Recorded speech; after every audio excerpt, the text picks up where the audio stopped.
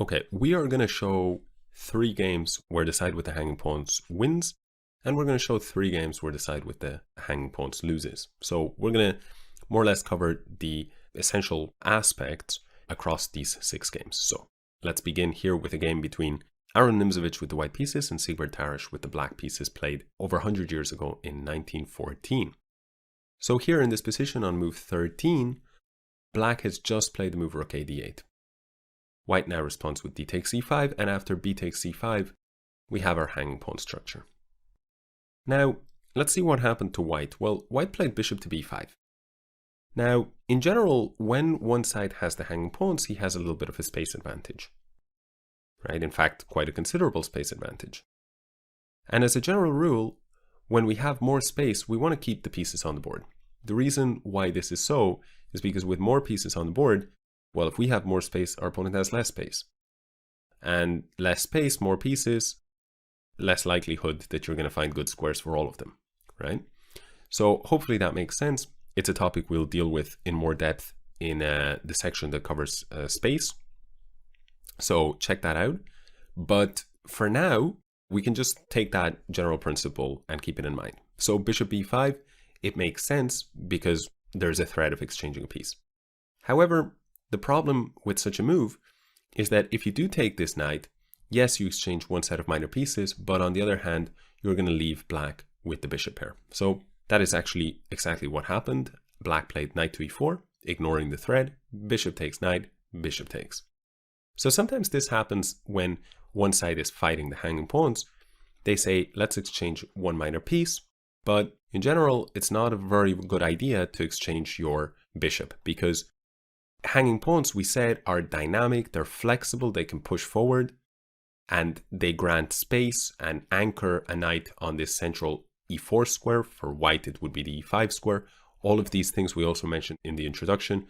There are some possibilities for an attack for black, and so you really, in general, don't want to give your opponent the bishop pair in such a dynamic, attacking type of position. So this was the first mistake by Nimzovich. Then queen goes to c2, knight takes d2. And here, black, although he exchanges another set of pieces, there's a particular point that he has in mind. In the event of queen takes d2, he intends on playing the move d4. And we see that this knight on f3 is in trouble. For example, e takes d4, bishop takes f3, g takes f3, and now queen h4. And the king cannot be saved. So therefore, white played the move knight takes d2. But nevertheless, as you can see, the king on g1, well, the knight has now just left the king side. And so the king on g1 is going to be feeling a little bit less safe. Black played here the move pawn to d4. And now we see that the 2 bishops for black have sprung to life. And we see that flexibility of the hanging pawns where either the d pawn can push or the c pawn can push. And we see that really it's the middle game advantage for black here. Black's pieces are much better. He won the bishop pair partly because he had the hanging pawns and white wanted to trade pieces. And now the question is whether white will actually survive the middle game. And in this case he doesn't. He takes d4 is a big mistake. And now bishop takes h2 check. King takes h2, and this is quite a famous combination, this game. Queen h4 check, king to g1. And now, can you find the move for black? Okay, the move is the double bishop sacrifice. Bishop takes g2. So the first thing to check is, well, what happens if king takes g2? Well, queen g4 check, king h2, and now rook d5. Rook lift, rook h5 is a killer threat. Okay, so after bishop takes g2, Nimzovich played the move pawn to f3. But the attack is nevertheless devastating. And the point here is that if rook takes bishop, then the king and the queen are lined up and queen h2 skewering the queen, and it's game over. So this is the first example that we see where white does not survive the middle game. Let's take a look at the next example of the hanging pawns winning. Okay, so this second game is a game between Korchnoi and Karpov in the World Championship 1981. And Karpov has the black pieces, and after Korchnoi castled, he played the move pawn to c5. And so here, after this move, Korchnoi accepted the possibility of hanging pawns, d takes c5. Now we see that any piece recapture will lead to an isolated queen-pawn IQP position. Karpov goes for the hanging pawns instead, b takes c5. And so we see once again that familiar central control. After b takes c5, Korchnoi played queen c2, and now black plays rook c8.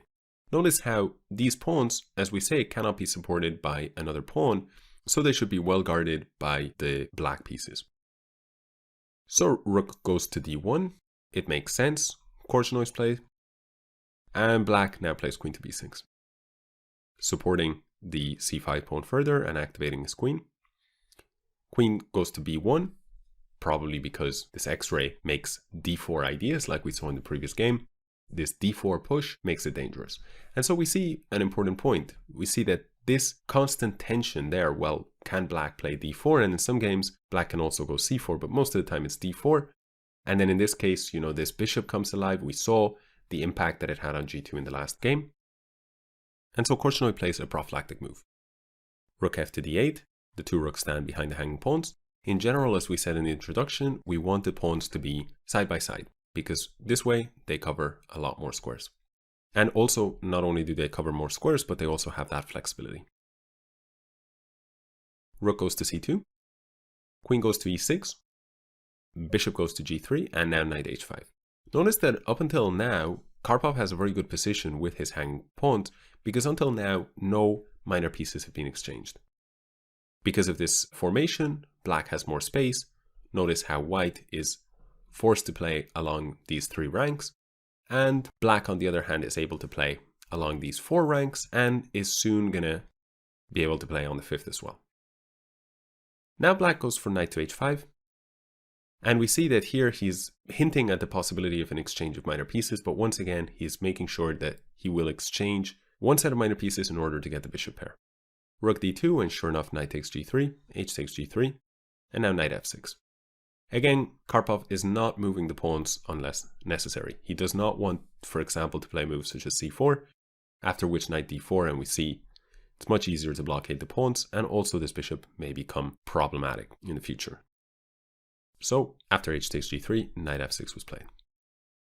White went back with his queen to c2 because it's very hard for him to improve his pieces further. So he's trying to reactivate that queen now that he feels d4 is not a serious concern anymore, because his rooks and his knight are all covering that square very well. Black now plays the move g6, improving his position a little bit, and after queen a4, the a pawn is hanging, so he goes a6. Bishop d3 and king g7. Just carefully improving his position. Notice that the king on a dark square stands a little bit better because he has the dark squared bishop and white does not. White goes bishop to b1, and black keeps on maneuvering. Queen to b6. Slow improvement of the position. The two pawns are extremely well defended. Notice, knight, bishop are both defending d5 and one rook. And in the case of c5, bishop and queen and one rook. So this is really very, very model play by Karpov. White goes a3, and now finally Karpov sees his chance and he plays d4. Now, e takes d4, you may be wondering what happens there. Well, bishop c6. If d takes c5, for example, then the point is bishop takes a4, c takes b6, and this rook is hanging. So of course, Karpov had seen as far as that. If after bishop to c6 you instead play, let's say, queen to c4, then pawn takes d4, knight takes d4, and now a very nice move, bishop to f3. The point is that the rook on d1 is being attacked, and as is the queen. So material must be lost for white. So this is just tactics supporting a good strategy. Keep in mind a common saying in chess that tactics flow from strategically correct play, right? So they flow from a superior position. You don't get as many tactical opportunities if you have a bad position or if you've played strategically unsound chess. So always good to keep that in mind. After d4, instead, Korchnoi played the move knight to e2. But now d takes e3, f takes e3, and sure enough, the hanging pawns are no more, but black is okay with that because white's structure has taken an even bigger hit. And importantly, the dark squares are very weak for white now, and let's remember that black, part of the reason why he was able to go fishing for that dark squared bishop of white's is because he had more space and was sort of able to trap that bishop a little bit more effectively. White didn't have similar opportunities. So we see that actually both of the main problems that white has here, the absence of the bishop pair and the structural problems here, and both of these problems, by the way, contribute to his king being weak. We see that all of that is in some way related to the fact that black had the hanging pawns. This game went on for another almost 20 moves. We're not going to look at it, but already this position is extremely uncomfortable. I look at this game in more depth in the series that focuses on hanging pawns exclusively, so please check that out if you wish. But for now, let's move on to game number 3. Okay, so this is an old game, a classic, between Mikhail Botvinnik and Vitaly Chekhover. I hope I'm pronouncing these names right, but I'm sure I'm not. The game was played in Moscow in 1935. This is the last game we're going to look at. We're going to look at it from the beginning, so you have some idea of how these hanging pawn formations can arise. So knight f3, d5, c4, e6, b3. So it's usually c4 or d4, knight f3, right? This is these kind of queen's pawn, English, this type of position. The white pawn will typically end up on d4, and then d takes c4, b takes c4, right? And you'll be left with that hanging pawn formation. So let's take a look at that. Actually, I should say, it's important to keep in mind that if you want to experiment with hanging pawns in your own games, then don't play 1e4 and then sort of rue the fact that you're not getting hanging pawns, because they're just not going to happen if your repertoire is based around 1e4. So knight f6, bishop to b2, bishop to e7, e3, castle, bishop e2, and c6. Castle, knight d7, knight c3, a6. And here, a somewhat unusual looking move by Botvinnik, knight d4. D takes c4 occurs, and now b takes c4. And we see that with the move b takes c4, Botvinnik already hints at the possibility of hanging pawns. If bishop takes c4, then, of course, the hanging pawns were very unlikely to occur. So b takes c4, knight goes to c5, and here Botvinnik plays f4. Grabbing a little bit of space, for now he hasn't committed to any sort of hanging pawns. We see that the structure is still a single island here, right? From running from c4 to h2. He does have an isolated pawn, but no hanging pawns for now. Queen c7, knight f3, rook d8, and now queen c2. The knight goes back to d7 and d4. Now black plays the move c5. With this move, well, okay, white could push his pawn on and then somehow try to steamroll his opponent with this central majority. But Botvinnik goes in a little different direction, knight e5. And now once this move occurs, then c takes d4 is an option, e takes d4, and we see finally the hanging pawn formation. His opponent actually played, after knight e5, he played b6. Bishop went to d3, c takes d4, e takes d4. Now we finally do have the hanging pawns, and we see the anchored knight on e5, and we also see that bishop along the b1 to h7 diagonal. So the question becomes once again whether or not black will undermine the hanging pawns in time, and whether or not he will even survive the next 10-15 moves while the middle game continues, because white has more space, better placed pieces, and better piece mobility as well, and he can use all of these factors to create some very, very powerful threats against the black king. It's also worth mentioning that you never know. d5, c5 are always in the air, more often than not d5. Black goes bishop to b7, and now white plays queen e2. Knight f8, and the reason why I picked this game is really because I find this maneuver by Botvinnik deeply instructive. In this position, he plays the move knight to d1. Notice how Botvinnik is not looking to exchange pieces. He has all of his minor pieces, and he could transfer the knight to the king side via e4. But he has no interest in that. Instead, he goes the slow route, knight d1. Now you can pause the video if you wish and ask yourself, where is that knight going? Well, let's see, for those of you who did pause the video, let's see if you are correct over the next few moves. Rook goes to a7, knight to f2, queen goes to b8, knight to h3. Where is the knight going? Of course, it's going to g5. And so we see this e6 f7 complex that is going to be under fire once knight g5 occurs.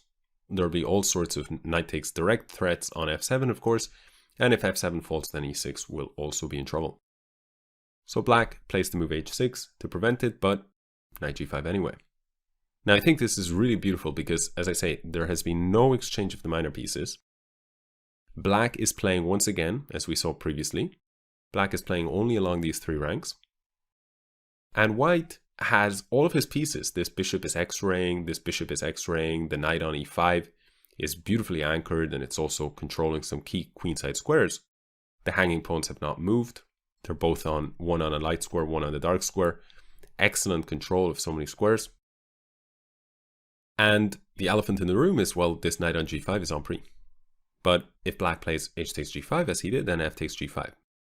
And we see that tactically this actually works for white. But once again, it's a tactical blow that arises out of really strategically brilliant play by Botvinnik. He sort of abided by all the core principles of how to play positions with the hanging pawns. So after knight g5, h takes g5, f takes g5. If the knight doesn't move, then white will recover his material. But if the knight does move, let's say if the knight goes to h7, then after knight takes f7, you can check this for yourselves, but otherwise take my word for it. This position, white has 2 pawns for the piece, but the black king is so unsafe that this position is just completely busted for black. Also worth noting is that the rook is currently under attack. So after f takes g5, knight 8 to d7 was played instead. And here Botvinnik played the move knight takes f7. King takes f7, and he erred with the move g6, check. Botvinnik should instead have taken the knight. Knight takes f6, and now queen h5 check. White is still down a piece, but the attack is so powerful that in fact there is no defense whatsoever. We can add a few more moves, and I will show just to illustrate. For example, the best black move here is king to g8. Now rook takes f6, bishop takes f6, bishop g6, queen to d6, rook f1. Now we see that there are many threats, particularly queen h7, king f8, and now rook takes f6. If pawn takes, then the queen will be on h7, so queen f7 will be checkmate. So therefore after rook f1, king f8, but rook takes f6 anyway, g takes f6, queen h8 check. King e7, queen g7 is checkmate. So this does not work. Now Botvinnik, he erred a little bit. He played this move g6 check and he lost some of his advantage. Eventually he did win because black did not play the most resistant defense. But this is a different topic. This is some errors of calculation or tactics. But what we're interested in is Botvinnik's brilliant strategy. And I really like, how he kept all the minor pieces on the board. He used this anchor point of e5. He placed his bishops very effectively along the two diagonals that point at the black king. He made sure that neither pawn was put under more pressure than necessary. He then transferred the queen on over once the battery he decided was not getting him anywhere. So he transferred the queen on over and then brought this knight into the game against the e6 and f7 points. And he did so with this beautiful maneuver, knight d1, f2, h3, and g5. Botvinnik's intentions were he tried to stop him with h6, but he said, okay, I can make this move tactically work because all my pieces are so well placed. The final tactical strike. So I think extremely instructive victory by Botvinnik, and it could have been an even shorter victory had he found the most precise continuation in this position here. Had he found g takes f6 instead of the move g6 check. So I hope you enjoyed these 3 victories for the hanging pawns, but before you rush to voluntarily take hanging pawns in a position thinking, okay, you will just kill your opponent in the middle game, we should take a look at some defeats for the side with the hanging pawns, and of course it'll also give you a good idea of what to do should you be the side facing them. So let's move on to those games now.